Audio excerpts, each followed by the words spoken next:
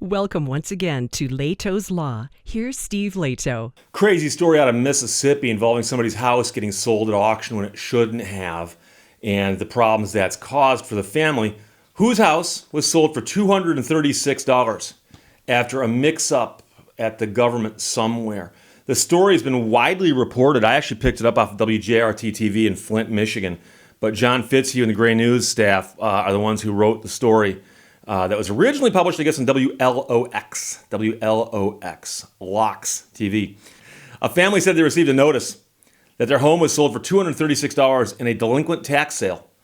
But the sale was done by mistake.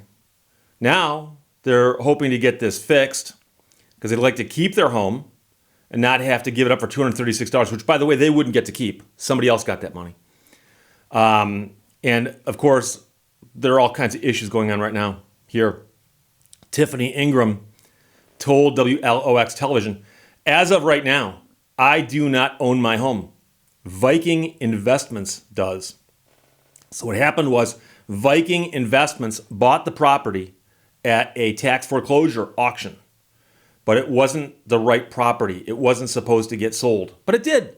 But the problem is that once something gets sold pursuant to a court order, you pretty much have got to get it undone by another court order. You can't just go, oh, it's a mistake, we'll fix that. No, it's a little more tricky than that. The builder built the house on the wrong lot. Since the builder sold the house, the company that built it stopped paying taxes. Why should they pay taxes on a house they sold to somebody else? They stopped paying the taxes. So meanwhile, the woman who bought the house was living in the house and was paying taxes on the lot she'd been told to pay taxes on, which apparently was the lot next door. There's no house on the lot next door. That should have been clue number one to somebody there's a problem here, because there's a house on the lot and not a house in the lot next door. Pearl River County tax assessor documents show there were homes on both lots in the subdivision, even though one of them was clearly empty. Okay? So they documented that there was a house on the vacant lot and a house, obviously, where my house is. And instead of fixing it and saying the house is in the wrong place, they just did this. The delinquent tax notices were not being delivered to anybody, and the county put the land up for sale. And that, of course, is a problem. There's a vacant lot and you send notices there. Who gets them? So Ingram said she found a note on her front door from Viking Investments stating the family had 3 days to get out of their house. You got 3 days. To make matters worse, they had recently put the home up for sale themselves. They wanted to sell the house. And this ownership dispute has caused problems with potential buyers who said, well, you know something, we don't want a part of this mess. See ya. And that, of course, is another issue. Ingram said she isn't getting answers from the county, the builder, or the investment company. But, of course, the investment company, on paper, does now own her home. They own her home. They bought it for $236. WLOX spoke to the developer and the investor who bought the property. Both say they will find a way to resolve the problem without the owner of the home, Ingram, losing her house or any money. So they're saying, look, we're going to figure this out. We're going to work this out. A Pearl River County official said the tax sale would be voided, but transferring the land deeds would be more difficult. And like I said, you can't just go, oops, start over, do over, because a lot of this stuff has the equivalent impact as a court order, in essence. So nobody has called me and said, hey, Ms. Ingram, this is what we're going to do to fix this. We've got it handled. Don't freak out. Nobody's reached out to me, she said. The county tax assessor referred comments to the county attorney about how an empty lot was assessed as if there was a house on the lot. The county attorney didn't return a request for comment either. So they've asked a lot of people for comments on the story. They've gotten no comments on the story. But imagine this. You buy a home in a development. It just got built. You bought the home. You move into the home. You're there with your family. You're living there. You're happy. You've got your home. Next door is a vacant lot. For some weird reason, there's a screw up and something gets registered that you actually live on that lot there that's empty. And somehow the fact that taxes aren't being paid on your lot because you're mistakenly paying the taxes over here, your house gets sold for $236 at a tax sale, but there's a mix-up And so mistakes were obviously made by lots of people here. And every time I do a story like this, people always talk about title insurance, surveys, and things of that nature.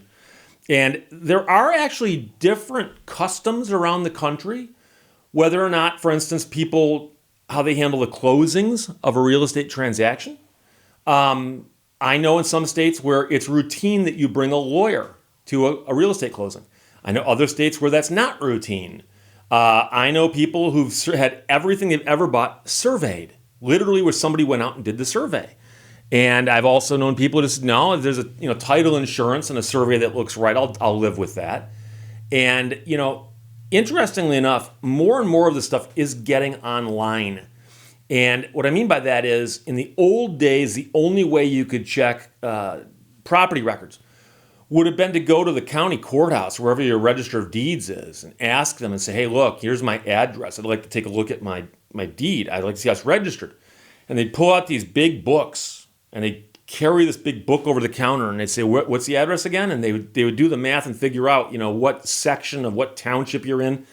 And they'd figure it out, and they'd get, and boom, and there you are. And so that old-fashioned way of doing it with the big books and stuff, nowadays it is in many places digitized to where you can look it up online. And so I was talking to a relative of mine not too long ago, and I was talking about the house that they had lived in for 50 years now, I think. And he told me, he said, yeah, I was looking at the online page for my property on the website. He goes, and he goes, they had photographs of my house, my garage, my outbuildings. And he goes, I don't remember seeing anybody walking around taking pictures. And he was joking about that because he understands that, it happens. But somebody had come by and photographed the buildings, and that's part of the listing that the county has with the tax people, but it's also part of the property records, So you can imagine that if you were the person who bought this house and you logged onto the system, if that system in Mississippi is the same as the system I'm describing that was here in Michigan, that they'd pull up the site and would go, here's your property, and there'd be no house there. The land would be vacant. Presumably, somebody should have spotted that. Now, it might not be that updated in Mississippi. I don't know. It probably varies wildly from county to county, let alone from state to state. But there are ways you can check to see what you've bought. And I did a talk show. I did a talk show in Flint Radio, WFDF, in the early to mid 1990s. And I can tell you that one of the things that got the phones hopping, just made the phones light up, we started talking about property issues and property lines and where the corner of your lot is and where the corner of your neighbor's lot is, because they're often near each other. Because there's a line, and you own to here and they own to here, and then the corners are here, and the corners might be marked. And there are so many issues that arise from property. But unfortunately, a lot of people simply buy the property and move in, and they assume that the property line is right there. Isn't that obviously the property line?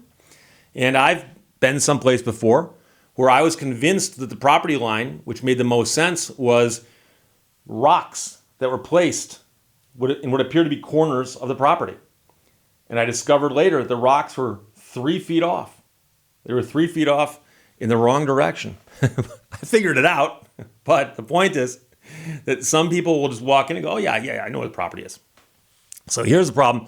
Problem here is that when she moved into the home, apparently she was told, here's the lot number of your house, pay these taxes. And she thought, and what the taxing authority thought were two different things. So the records showed that no one was paying the taxes on her house. Meanwhile, she was paying the taxes on an empty lot next door. So her house got sold at tax auction for $236, and there's a note in the door that said, you got to get out. So they say they're going to fix it, but we'll wait and see if that happens. But John Fitzhugh wrote this for WLOX, And the story is out of Mississippi. So I'll be curious to see what happens. And Nathan, Barbara, and Tina all sent it. Thanks a lot, people. Questions or comments, put them below. Let's talk to you later. Bye-bye. Thank you for watching Lehto's Law. Small deeds done are better than great deeds planned.